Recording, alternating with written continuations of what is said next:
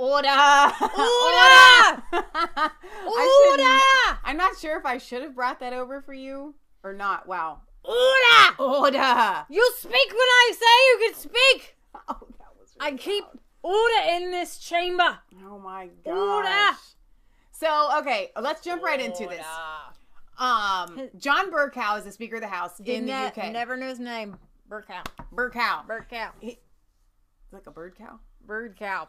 This is my Theresa May, by the way. I feel like I look like her. I was freezing, so I went and grabbed one of Leah's jackets, and I flipped the collar up, like thinking it would go John Travolta, and then it was like Theresa May. It's very much. Where's your chain necklace? I need my big. Yeah. Okay.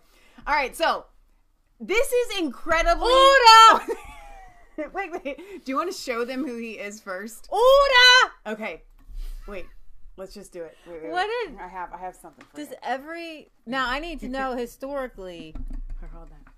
I need to historically. We have breaking news, by the way. We're going to get to that, what he has done. But first, I want to. What were you saying with the story? I'm just historically. I'm just wondering what the other speakers did. They all have to do it that way, right? I don't know. Have they all been partially British? Whoa! Order! Order! Sit order! Wait! Order! Stop! Each one. I want to do each one. Order! Okay, go. Each one. We're gonna do each one. Order! Okay, stop. Order. Okay, go. Order! Oh my gosh! Order! There's no good people shouting. There will be an opportunity for other points of order, but the Prime Minister must and will be heard. Order! Wait, Order! Stop it. Order. I'm the only one allowed to shout in this chamber. Keep going. The Honourable Gentleman has got to learn the art of patience. And if he is patient, if he deploys Zen, he will find that it is ultimately to everybody's advantage. So we'll leave it there, and we come now. Now, I'm not... oh, very well.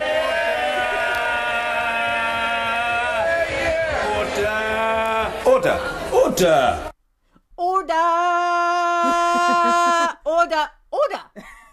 Zen! Restraint! Patience! Order! With a little head mark. Order! Okay. That's it? Is it over? Leah, that is over. Hang on. That's Order! I think that's my favorite one.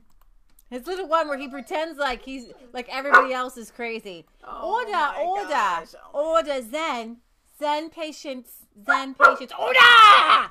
He's like he's stinking bipolar. The guy. Oh my gosh. Okay, Leah, take It's her too this dog. fun. I don't know what to do. She's upset and like order.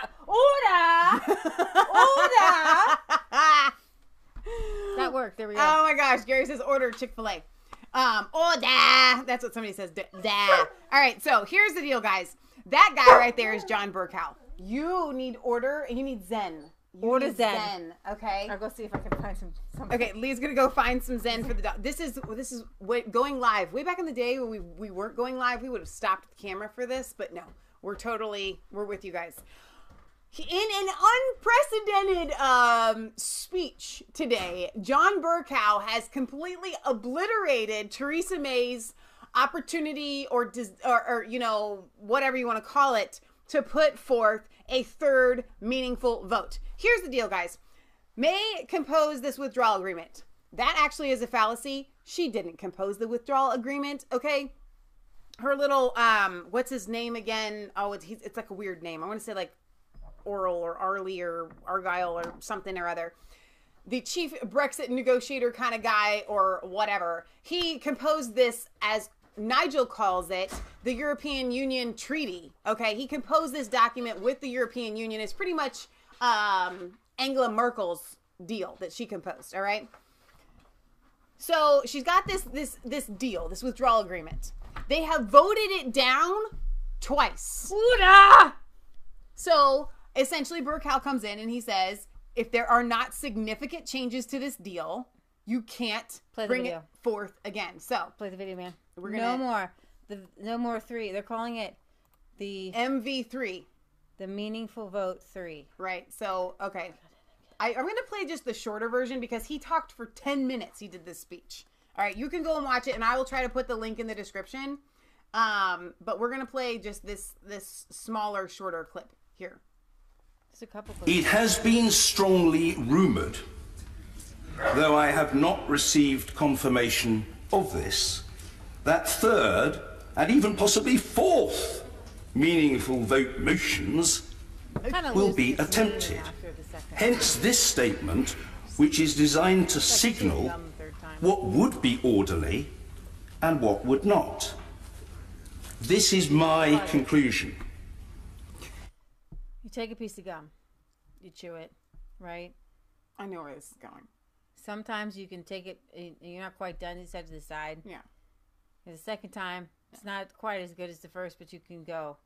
But if you set it to the side a third time, you got to put it in the trash, and that's kind of what needs to be done with Theresa May. If the government wishes to bring forward a new proposition that is neither the same nor substantially the same as that disposed of... If you're going to take it for the third time, you should add another piece of gum to it. ...by the House on the 12th of March, this would be entirely in order. That would... What the government cannot legitimately do is to resubmit to the House the same proposition or substantially the same proposition as that of last week, which was rejected by 149 votes. This ruling should not be regarded as my last word on the subject. It is simply meant to indicate the test which the government must meet in order for me to rule that a third meaningful vote can legitimately be held in this parliamentary session. All right, now, let's break this down a little bit. I got another one. Okay, hang on before you do, though. When he says it during this parliamentary session, Horatio explained this to me earlier today when I was asking him some questions. Britt Baza had sent some links today to let me know about this. There are two sessions, okay, and then there's a break in the middle, all right? And the only time they ever really break is if there's like an election or something like that. Okay. So within this session, what he's saying is they can't bring it forward within the session. So what does that mean? That means that they could possibly, Theresa May is the only person that can call a general election right now. She's safe until 2021. Okay. If she calls a general election, Corbyn could win. Somebody else could take her seat. Yeah. All right. She's confident that that wouldn't happen. But if she calls the general election, that breaks the session. And then what John Bercow did today doesn't mean anything, because then they can just propose this deal all over again. So another thing, while Leah's looking for whatever she's looking for, that I wanted to point out to you guys is that historically, John Bercow is using this. It's going both ways, okay? Precedent versus law. Yeah. He was quoting precedent when he said that this has been done before. What am I saying that has been done before? That the Speaker of the House can block a motion being put forward that's already been voted on by the House. He gave several dates going all the way back to 1604 where this has happened before. Now, when it goes against his wishes, then John Bercow will say, no, we can't use precedents. All right. And so, yes, he's doing the right thing. He's doing it for the wrong reasons. And he's said the opposite before, so he's a liar. That being said, I'm so glad that he did. I think that this is fantastic, because what it's going to do is it's going to force one of two things. It's going to push a no-deal Brexit, or Nigel and several other Eurosceptics get to go to the European Parliament. So what will happen is Theresa May has to rush back to Brussels right now. And she has to compose and scramble to compose another deal with the European Union that they're okay with, then bring it back to Parliament and have them vote on it. It's not going to happen. Okay, she can't do it. So what's actually going to happen is Parliament is going to vote this Thursday probably to extend Article 50. Okay. I was listening to Nigel earlier today. there's really not a chance that they will revoke Article 50, but that is a possibility. Like, it's not going to happen, but you have to talk about it. It would be a complete betrayal to the people if it happened. It's not going to happen, but it could happen. So it's worth at least mentioning. What's probably going to happen, the most likely outcome, is they will vote in Parliament to extend Article 50. Then that will go to the European Parliament. All right. No, and that actually might be the thing that happens on Thursday. The vote for the extension in the European Parliament. Thursday is going to be the day to watch. This coming Thursday, we will try to do a show for you guys. Because another thing that I wanted to bring to you, and we will go back and play these clips, or maybe we should do that first. Antonio Salvini is the guy to watch in the European Parliament for shutting down the possibility of delaying Brexit. You know, though, it could be Corbyn. It could be Orban. It could be Poland. Well, I have an article here. I think it was sent to me by Barry that says Italy to block Brexit delay. Salvini plans a Eurosceptic favor to Farage, warns Merkel ally. A Eurosceptic Italian leader, Matteo Salvini, will block any Brexit delay as a favor to Nigel Farage, senior German MEP Elmar Brok has revealed. I love that man. All right. Mr. Brok, a close ally of German Chancellor Angela Merkel, insisted there were very different views across the EU over Theresa May's request to extend the bloc's Article 50 exit clause. Any Brexit delay will require a unanimous decision by all leaders at the European Council summit on Thursday afternoon. So that's what's going to happen this Thursday. Mr. Brok has begged for a short delay until May 23rd to avoid new British MEPs having to be elected by the European Parliament. There are growing concerns in Brussels of swaths of Eurosceptics being elected through the British polls as Theresa May fails to deliver Brexit on time. Mr. Brok said there is a, quote, deep frustration with the British. There are only majorities against something, not for something, he blasted. But the 72-year-old politician said it could be game over for a Brexit delay if Mr. Salvini steps in to assist his friend, Mr. Farage. Now, how interesting would it be if Salvini wasn't the only one? I think it would just rock everything. And I'm just going to be like this. Lord Jesus, I pray that you give these European Union leaders in Poland and Austria and Hungary and everywhere else who might have a heart in them beating for you, that you give them the strength and the courage that they need. Yes. Amen. Amen. Jesus, hallelujah. Amen. Praise the Lord. Yeah, so just randomly off the top of my head, like, you know, there's very few people in this world that I want to meet. I'm not a very big celebrity worshiper. Right. You want to meet Salvini? I want to meet Salvini and desperately want to meet Viktor Orban. He's just I just want to hang out with him and I want him to be my friend. Like, I don't want to just meet him, shake his hand. Right, you want to be able to text him and stuff. Right. Yeah. Come over and hang out. Chuck Norris went and he's friends with Viktor Orban. And he was so cool, so down to earth. I love that. So I would like to meet Salvini and Farage and well, we Viktor technically Orban. have already met Farage on the phone twice. He knows who we are. So, I mean, I'm just saying. Maybe he wants to visit Ohio. You can stay in my basement. I got plenty of room. I'll give you an air mattress. Oh my gosh. That's really going to draw him here. Absolutely. Specifically, Bercow notes citing a rule from 1604, would say that the government can't ask lawmakers to vote again on May's already rejected Brexit deal unless it is altered. Did you have any other clips you wanted to play? Oh, my thing's not on. Don't press play yet. Let me see if this is the same clip you played. No, because now you did that. Now this isn't going to connect. I said wait. Yeah, that's we have the technical one we we have technical difficulties around here. It's like so magic. It really feels Do you believe magical. in magic?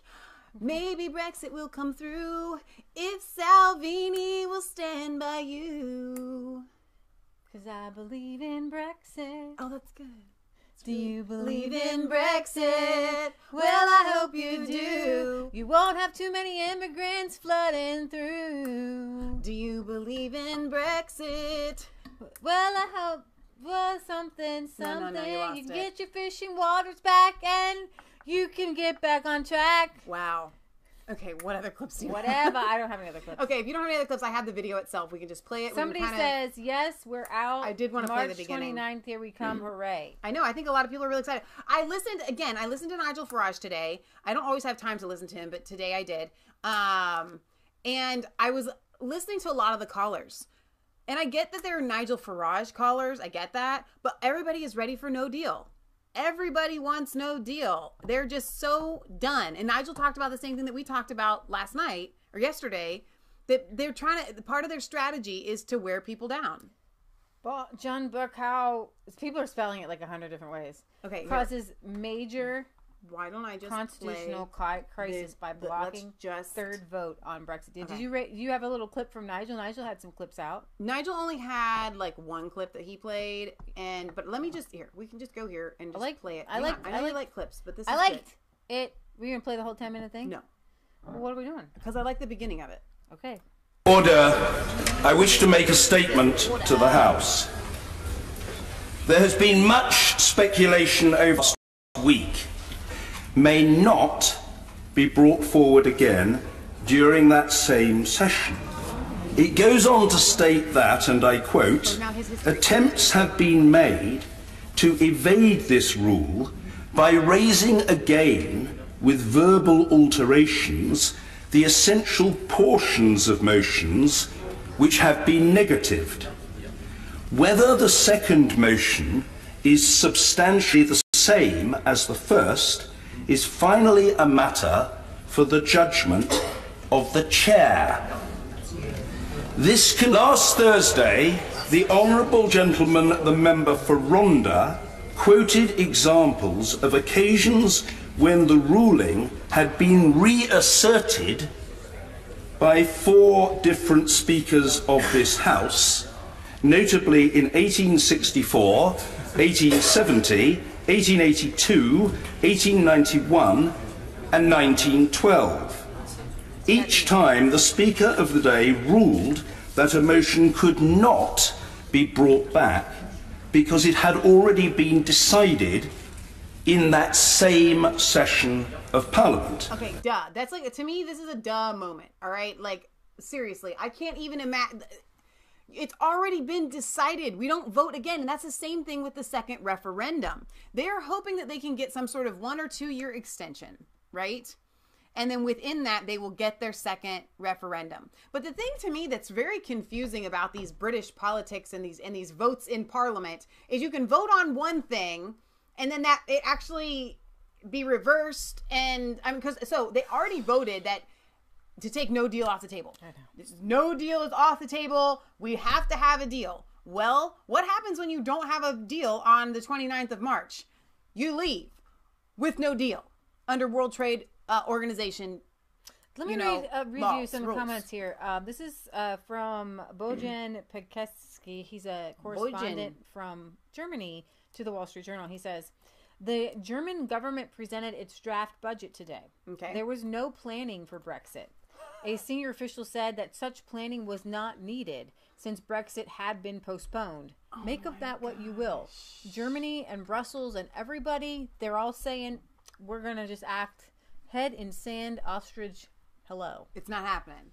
Just not going to happen. So Nigel was kind of saying on his show today that it felt like there was shock, right, amongst the members of the European Parliament that their deal wasn't accepted.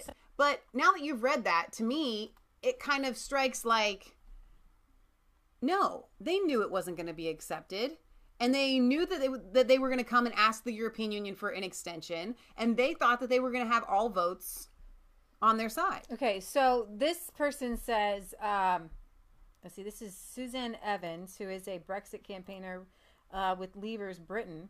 She's quoting Chris Green, who is a conservative member of Parliament for Bolton at West and Atherton, and he says, no opt-ins, no opt-outs, all EU members compelled to be part of the Eurozone and the Schengen, EEC to the EC, and then the EU leading directly to the United States of Europe. No opt-ins, no opt-outs. So this is in fact not a real union. It is a loose confederation of nations based on the unanimous consent of each of its member states. If one of them blocks, nothing happens. Moreover, every member state can pick and choose its policies. The Euro, Europol, Schengen. It's like it will be possible in the United States that California uses another currency than the dollar, or that Florida refuses to participate in the FBI. Will that work? Certainly not. Well, in Europe neither. An endless list of opt-ins, opt-outs, rebates, other exceptions has created an enormous confusion and complexity. A Europe à la carte. And the result is an ineffective union, no longer capable to find solutions for the challenges we face. I got a news flash. We're a country. But you know what? He's actually a little bit more correct. And our United States needs to lean a little bit more in that direction. Okay. And that each state should, and were considered to be, Right. more like countries. Right. And they were we were supposed to be the United States of America. Mm-hmm. And Ohio was supposed to be state-like. Absolutely. Indiana was supposed to Absolutely. be state-like. But, of course, the 13 original colonies, they couldn't do anything without, majority consent, Yeah. getting that Constitution ratified, getting the Declaration signed. These were really big deals, and they had to go back to their constituents. Now, we have... And you'll see that when you study history, that those representatives were actually terrified to go back to their constituents, having done something that they felt that their constituents would not have wanted them to do. We Yeah. don't have that same fear in politics around Here's the the world thing, anywhere. But there was no history that took Massachusetts back. Right. The Massachusetts people were the same people of Virginia. Yeah. This was we were a cohesive people. Right. But French people speak a completely different language than the German people. They do. And I don't know if I'm trusting somebody to control me who doesn't speak my language. And so to try to create a Are you United language States... phobic? No, I just like to know what people are saying. They could create a United States of Europe. Yeah. Is totalitarian. These Yeah. are totally... These are countries. Yes. These are legitimate historical countries, and you want to turn them into one giant one. Yeah. It's a bad idea, and it's agree. wrong. And so it's time to leave. I'm really excited. So I want to say, Lord willing, we'll be here on Thursday. I'd love to do it live if I can figure out if they stream it live, that the European Union debates, speeches and votes and things like that. If not, we will try to come to you guys after the fact. Because I think Thursday is going to be a really big day, and I'm kind of hoping that Anybody want to watch this? Salvini is what in the world? Shaping up for Brexit.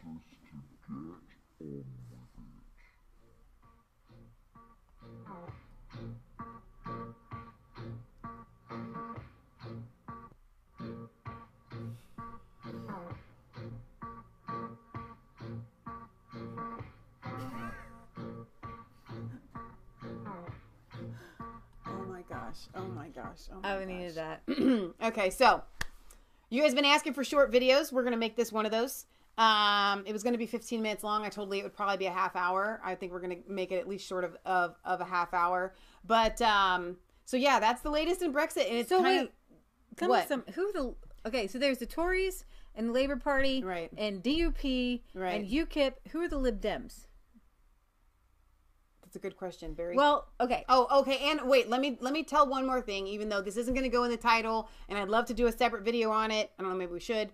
I haven't had a chance to watch this video that Barry sent me, but apparently Tommy's contempt of court case has been adjourned, so no court appearance for him for this case at the moment. Barry says, mainly, I should imagine, because of Brexit, the government have got enough on their hands dealing with the House of Commons and the EU at the moment. So what does that mean? Adjourned, I guess, just means postponed. You know what? That's like, listen, when I miserable. think about this, what's happening to these people, just get it over with. Yeah. Just get it over with. The reason I was wondering, because this is quite rightly, this is Tom Brake, a Lib Dem MP, Speaker for Brexit, says, quite rightly, the Speaker won't let Theresa May bring back the same deal to Parliament. This would be highly undemocratic and a waste of time. Parliament has spoken multiple times. The government has failed multiple times. Parliament must take control of this Brexit car crash. Today we have just another instalment of the Brexit shambles, the Brexit saga. What's happened today is that the Speaker, rightly in my view, has ruled that the government cannot simply bring back exactly the same proposition and put it to Parliament again. The so-called meaningful vote 3, and there was even threats of a meaningful vote 4. So now it's very much up in the air what's going to happen this week. The government may have been intending bringing it back tomorrow or the day after. Now that is clearly not certain. and what Parliament has still got to do. We have got to identify a way of taking control of this. This is turning into a car crash.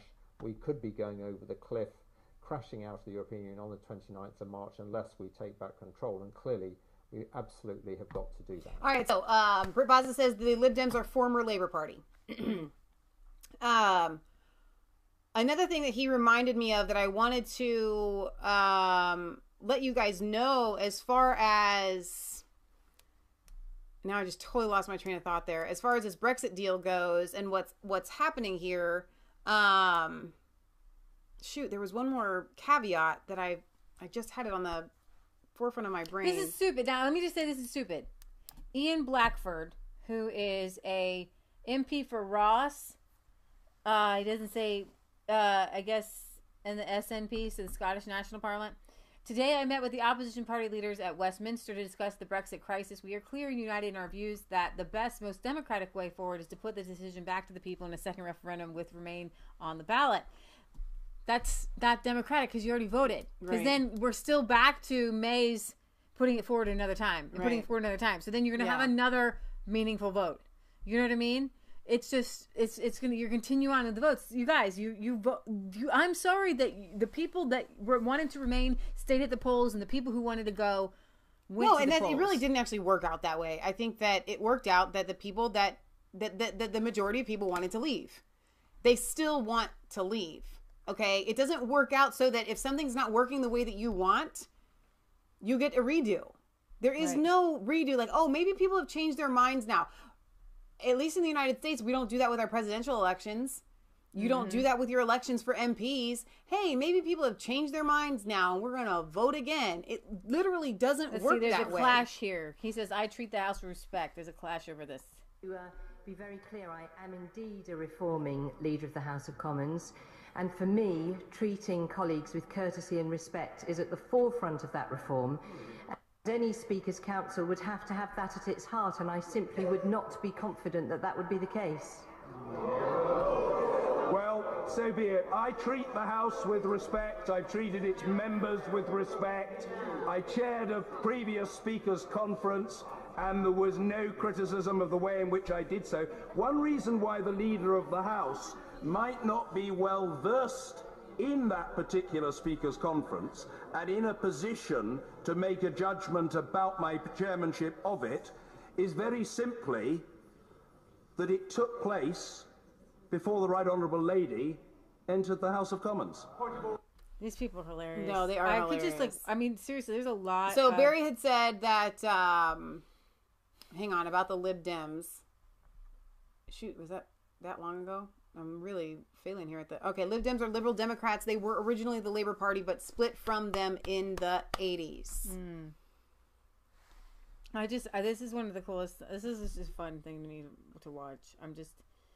It's yes, he did the right thing, and... He did do the right thing. You can't keep proposing the same deal, the same thing that's already been voted on, and just say, hey, maybe people have changed their mind. Maybe we bribed somebody else. Maybe we've blackmailed somebody else. You know, we put the pressure on. Here's another clip. I'm just going to play the clip. The same, then to be consistent, sir, you would have to rule that out too. Well, I'm always grateful to the Right Honourable Gentleman. I've often reminded the House, and I say for the benefit of those attending to our proceedings, that I first came to know the Right Honourable Gentleman in September 1983, when I unkindly and wrongly suggested that he was intellectually knee-high to a grasshopper. Can you do that? That's the best way to humiliate somebody in the House of Commons. Right. I wrongfully suggested that you were so stupid. My gosh. But I got to still say you were stupid. Oh my gosh, it's so funny. Hang on, wait. I love this. We do need to sign off. Okay. John Scotty Ward says we've already had a meaningful vote. The UK establishment are trying to overturn said vote. That is the contempt that the political class hold the electorate in. Now, I did remember the last thing that I wanted to say that's really, really important, even though Leah has a dancing Jacob Rees-Mogg behind me. And that is this. Theresa May and her government could ignore the speaker and hold the vote anyway. Like Horatio said, if she had any backbone, she would just tell him off and say, this is what we're going to, this is really important. This is what we're going to do. And we're going to take this vote without you. It's not going to happen. But again, like revoking Article 50, it is a possibility. It could happen. It's not going to happen. Right. But Theresa May's not going to do it because she doesn't have any backbone. Right. All right, let's watch Maud. What do you have here?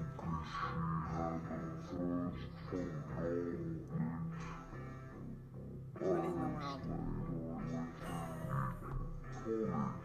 Does it get better? I have no idea. I think you just like the dancing Mog more than anything. I do. But if they had good music, it would have been good. Yeah. Oh my goodness. All right. Britt Bozza says the UK voted twice already for Brexit in a referendum and a general election. You're correct about that. So what do you guys think? Leave it in the comment section below after this video processes. If you want more of the live chat, I will be uploading this when it's finished to our Resistance Chicks channel. And I'll premiere it and you can have 30 minutes of talking amongst yourselves in the chat. So we love you guys. Wait, what'd you say we're doing? I'm premiering it on. Did you say you wanted to do another video? Order. No, dude, don't turn them out that way. Turn it that way. There. Well, I want to just tell you guys something interesting. Devin Nunes is suing Twitter for $250 million. Wow. And he got a 74-page brief for... Can we get on it? Sure. Not that I want the money. I just want to, support it. Oh, I just hit myself. Stop it. Order! And Donald Trump Jr. Penned a really good article on the censorship of conservatives. I really think that might be picking up a little steam. Hey. And because it's been really bad and nobody's been doing anything for 2 years. Yeah. Nobody in the public sphere. This thing on the Twitter go down like this right here. Yeah, and it's just only seeing on that there is a beautiful thing. It's only on your desktop. Right. It's not on like your app or something. Mm-hmm. Well, but still, it's whatever. Right. Yeah. So. Okay, that's crazy. Britt Bozza says Theresa May could actually go to the Queen and close Parliament till after the leave date. We heard about that. I don't think that the Queen would do it. She wants Brexit. The Queen wants Brexit. She wants her country back.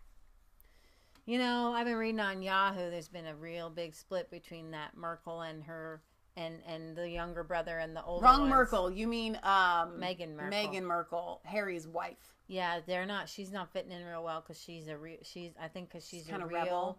Democrat liberal person, and I don't think the Queen, and I don't think that Prince Charles is really liberal. Honestly, he doesn't talk about it a lot, but I think he's more. I'm still obsessed with my Theresa May collar. So, no, I wanted to sing some songs, but probably not on this video. So, do you want to do a separate video of like a sing song video? Something maybe. All right, we might possibly be back here in a minute after we sign this off. Yeah. All right, remember we have a P.O. Box. If you want to send your letters, we will read them on air. P.O. Box 107, Milford, Ohio 45150. We love you guys. It's not just a conspiracy theory. If you need order and the game's afoot. That was your phrase earlier. Yeah, it was pretty cool. It was really fun. You did say the game's afoot.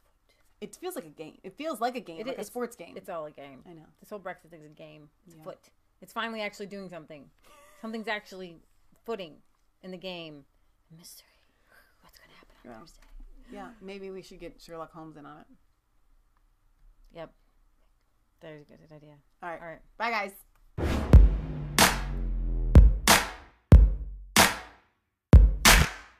I was called